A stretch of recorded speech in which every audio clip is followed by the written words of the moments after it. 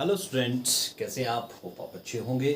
तो आज हम डिस्कस करेंगे सोप के बारे में। किस तरह से सोप जो है हमारे जो क्लोथ होते हैं उनको साफ करता है, किस तरह से इसमें मिसल और इमल्सन की फॉर्मेशन जो है वो होती है। ठीक है, तो आइए आज इसको हम स्टार्ट करते हैं। देखो, इसमें हम एक छोटी सी एक्टिविटी कर सकते हैं।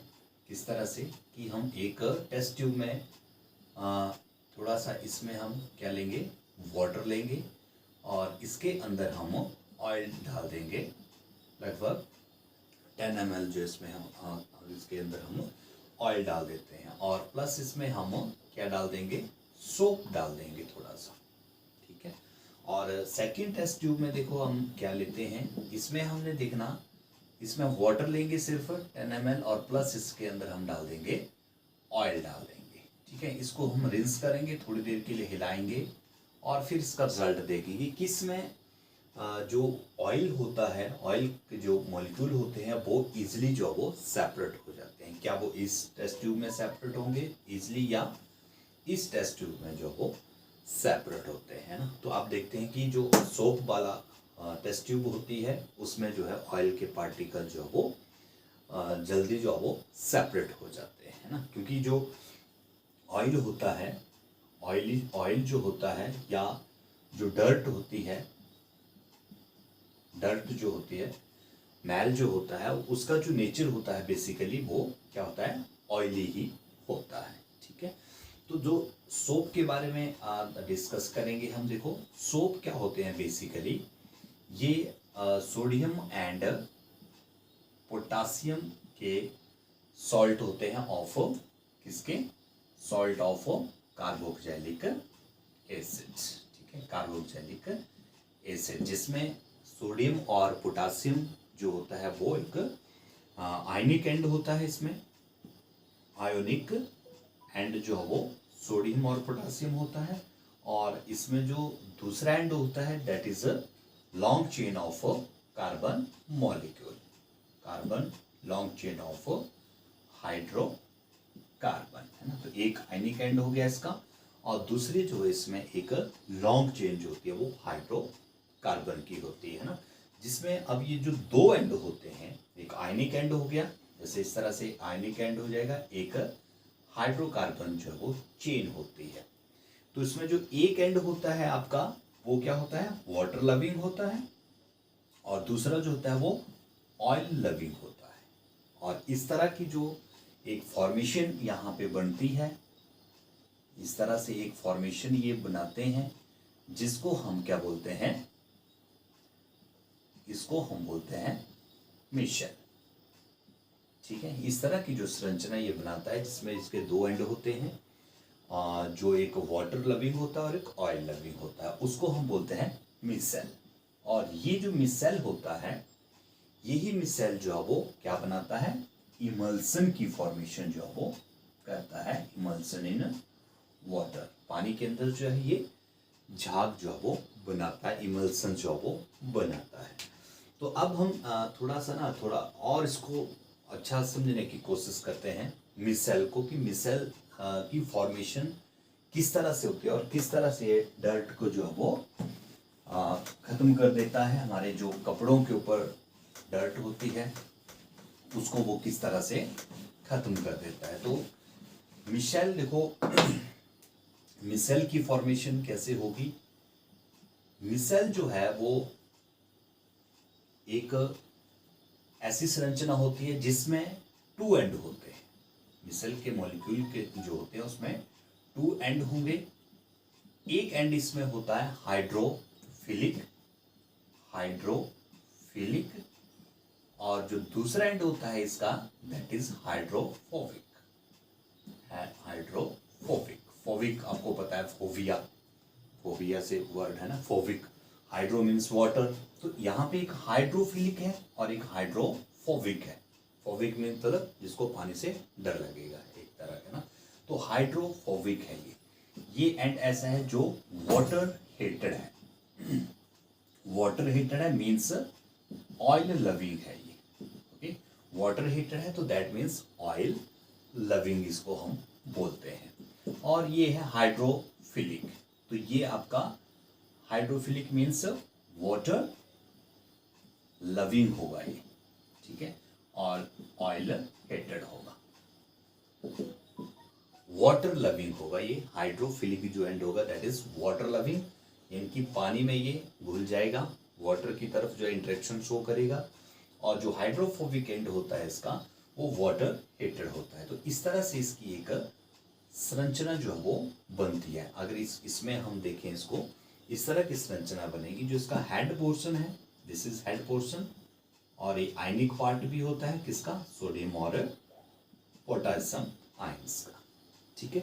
और ये जो एंड होता है that is water soluble, okay, water soluble, क्योंकि आयनिक एंड है, और आयनिक एंड जो होता है आपको पता है कि ये वाटर में जो है वो डिजॉल्व होता है। तो ये वाटर लविंग इसको हम बोलेंगे।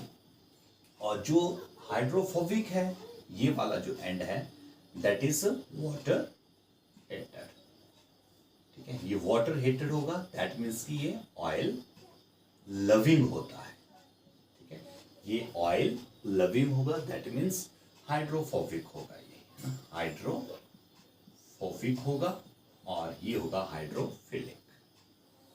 इसकी ये संरचना जो है हमें समझनी बहुत जरूरी है, हाइड्रोफिलिक और हाइड्रोफोबिक, ठीक है।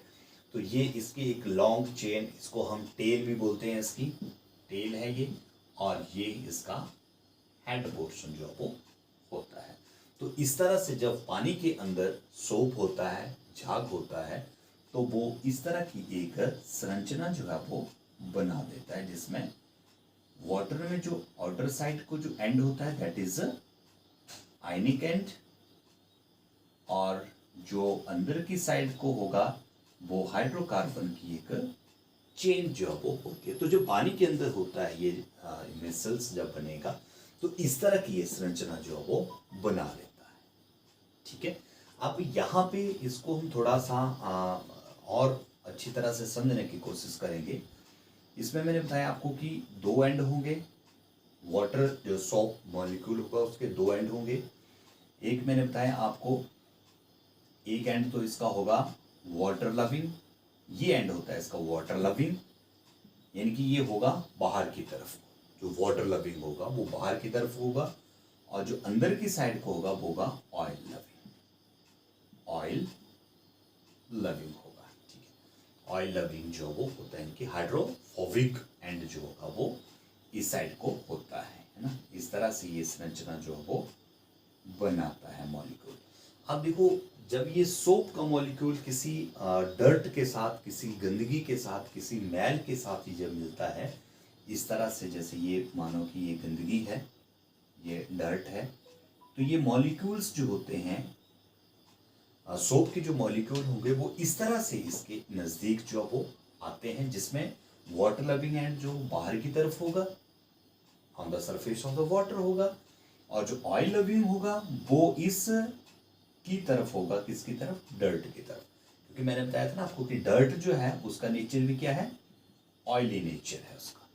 तो ऑयल लविंग जो एंड होगा सोप मॉलिक्यूल का, वो इसकी तरफ को अट्रैक्ट होता है, ओके, इसकी तरफ को अट्रैक्ट होगा वो, और जो दूसरा एंड होगा वो वाटर की तरफ को, इनकी बाहर की तरफ को, आउटर साइड को जो वो होगा, और ये अंदर की साइड को जो वो होता है। अब ये क्या करता है, ये ऑयल जो होगा या डर्ट जो होगी वो इस एंड की तरफ को क्या करेगी, अट्रैक्ट करती है, ठीक है। और ये ऑयल जो है वो जो डर्ट है यहाँ पे, वो इस ऑयली जो लविंग एंड है सोप का, उसकी तरफ को जो है ये इंटरेक्ट करती है, इंटरेक्शन जो है वो करती है, और धीरे धीरे ये जो सोप के मॉलिक्यूल होते हैं इस डर्ट को क्या कर लेते हैं, खींच लेते हैं, या अपनी साइड को जो है वो खींच लेते हैं, ठीक है।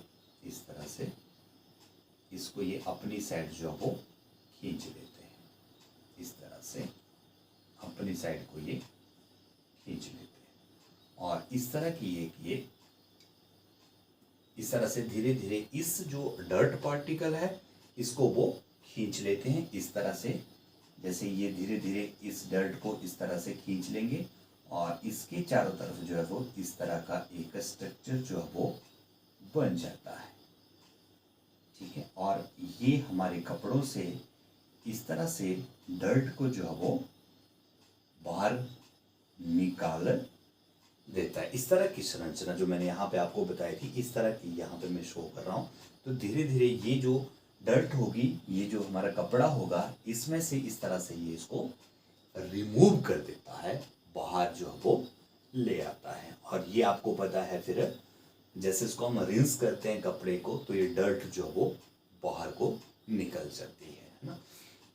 और ये फिर प्रेसिपिटेशन जो है वो नहीं बना पाती, इसलिए ये जो डर्ट होती है एक कोलाइड के रूप में, एक कोलाइडल सॉल्यूशन के रूप में जो है वो पानी के अंदर जो है वो रहती है। और ये इतने पार्टिकल होते हैं, एनफ पार्टिकल होते हैं, इतने बड़े पार्टिकल होते हैं कि यहाँ पे स्कैटरिंग ऑफ लाइट जो वो होती है ना। लाइट जो है यहाँ पे स्कैटरिंग जो वो होती है, क्योंकि एक कोलाइडल सॉल्यूशन जो है वो यहाँ पे बन जाता है और स्कैटरिंग ऑफ लाइट जो वो हो जाती है इसके कारण। और इस तरह से जो है फिर जो मैल होता है हमारे कपड़ों के अंदर, उसको ये बिल्कुल आसानी से जो है वो बाहर निकाल सकता है। तो इस तरह से ये मिसल्स की फॉर्मेशन होती है, इमल्सन ये इस तरह से बनाते हैं, झाग इस तरह से बनाते हैं।